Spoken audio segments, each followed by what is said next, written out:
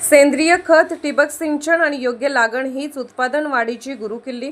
Doctor Sanjeev Mane, Sharad सहकारी साखर कारखाना व दी डेक्कन शुगर टेक्नॉलॉजिस्ट असोसिएशनच्या संयुक्त विद्यमाने ऊस पीक परिसंवाद संपन्न. ऊस उत्पादन वाढवायचे असेल तर सर्वप्रथम जमिनीची सुपीकता वाढवणे आणि शास्त्रोक्त पद्धतीने लागण करणे अत्यंत आवश्यक आहे. केवळ रासायनिक खतांच्या वापराने उत्पादन वाढत नाही, तर सेंद्रिय खताचा वापर, मृदा स्वास्थ्य, योग्य सरींचे अंतर आणि शास्त्रशुद्ध पाणी व्यवस्थापन यावर भर दिल्यास एकरी 100 टन उत्पादन घेता येईल. मध्यम व हलक्या जमिनीत 4 फूट तर काळ्या जमिनीत 5 फूट अंतरावर लागण करून पॉवर टिलरद्वारे भरणी, शेणखत, कंपोस्ट आणि किंवा हिरवळीच्या खताचा वापर केल्याशिवाय शाश्वत उत्पादन वाढ शक्य नाही, असे मत कृषी तज्ज्ञ डॉक्टर संजीव माने यांनी मांडले. शरद सहकारी साखर कारखाना व the Deccan sugar technologist association Pune यांच्या संयुक्त विद्यमाने आयोजित ऊस पीक परिसंवाद कार्यक्रमात मार्गदर्शन करताना ते बोलत होते. प्रारंभी स्वागत व प्रास्ताविक सुभाषसिंग राजपूत यांनी केले.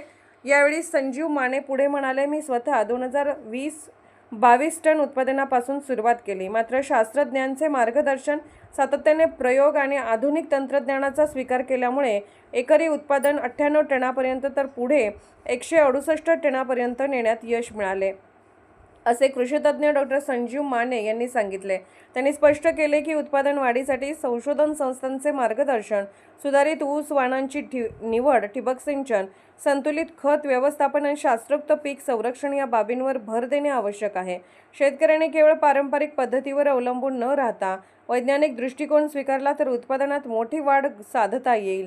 संशोधन केंद्रे, कृषी विद्यापीठे आणि साखर कारखान्याच्या ऊस विकास विभागाकडून मिळणाऱ्या मार्गदर्शनाचा लाभ घेऊन प्रत्येक शेतकऱ्याने आपल्या शेतात प्रयोगशील वृत्ती ठेवावी, असेही त्यांनी स्पष्ट केले. यावेळी the Deccan sugar technologist association Pune यांच्या वतीने जीवनगौरव पुरस्कार जाहीर झाल्याबद्दल रमेश गंगाई यांचा सत्कार करण्यात आला. गारपीटग्रस्त शेतकऱ्यांना नुकसान भरपाई मिळवून दिल्याबद्दल आमदार यड्रावकर यांचा शेतकरी बांधवांकडून सत्कार करण्यात आला. यावेळी आमदार राजेंद्र पाटील यड्रावकर म्हणाले, शिरोळ तालुक्यातील शेती अधिक सक्षम, शाश्वत आणि उत्पादनक्षम करण्यासाठी आधुनिक तंत्रज्ञानाचा स्वीकार करणे ही काळाची गरज आहे. साखर कारखान्यांची संख्या वाढली असली तरी ऊस गाळपाचा कालावधी कमी होत आहे. त्यामुळे केवळ क्षमता वाढवून चालणार नाही, तर एकरी उत्पादन वाढवण्यावर भर द्यावा लागेल. यासाठी कृत्रिम बुद्धिमत्ता आधारित तंत्रज्ञान, मृदा व प्राणी परीक्षण, ठिबक सिंचन आणि आधुनिक शेती पद्धतीचा शेतकऱ्यांनी स्वीकार करणे आवश्यक आहे. AI तंत्रज्ञानामुळे पीक व्यवस्थापन अधिक अचूक होऊन उत्पादन वाढीस मदत होईल. शिरोळ तालुक्यात राज्यातील पहिला क्षारपड मुक्तीचा प्रथमदर्शी प्रकल्प राबवण्यात येत असून त्यासाठी शासनाकडून 80% अनुदान दिले जात आहे. उर्वरित 20% शेतकरी हिस्सा देखील माफ व्हावा, यासाठी राज्य शासनाकडे पाठपुरावा सुरू आहे. दी डेक्कन शुगर टेक्नॉलॉजिस्ट असोसिएशन पुणेचे संचालक सोहन शिरगावकर यांनी तज्ज्ञांच्या सल्ल्याने उत्पादनात वाढ करता येते. यासाठी शेतकऱ्यांनी नवनवीन तंत्रज्ञान आत्मसात करून आपले उत्पन्न वाढवण्याची गरज असल्याचे सांगितले. आदित्य पाटील यड्रावकर म्हणाले, गेल्या 25 वर्षापासून आमचे दैवत स्वर्गीय शामराव अण्णा पाटील यड्रावकर यांच्या तत्वातून आणि आमदार राजेंद्र पाटील यड्रावकर यांच्या मार्गदर्शनाखाली कारखान्याची वाटचाल सुरू आहे. आमदार साहेब शिरोळ तालुक्यात क्षारपड मुक्तीचा पायलट प्रोजेक्ट राबवित आहेत. याचा फायदा नक्कीच शेतकऱ्यांना होणार असल्याचे सांगितले.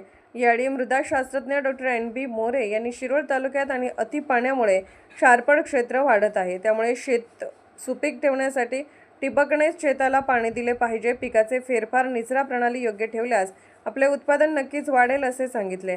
याप्रसंगी डॉक्टर दशरथ ठवाळ, MV बोखारे, अमरसिंह पाटील, राजेंद्र हसुरे, संचालक अण्णासो सुतार, जयपाल कुंभोजे, लक्ष्मण चौगले, कृषी अधिकारी चंद्रकांत जांगडे, शेती अधिकारी सुधाकर पाटील, कल्लप्पा खवाटे, जयपाल शिरगावे, अशोक चौगले, सूर्यकांत उदगावे, शांतीनाथ चौगले, राजू ढेकळे, गोपाळ माळी, विपुल कोगनोळे, पोपट चौगले, प्रदीप पाटील, सुरेश टारे, मदन मस्के, अण्णासो ककडे, आदिनाथ आरबाळे यांच्यासह पदाधिकारी व शेतकरी बांधव मोठ्या संख्येने उपस्थित होते.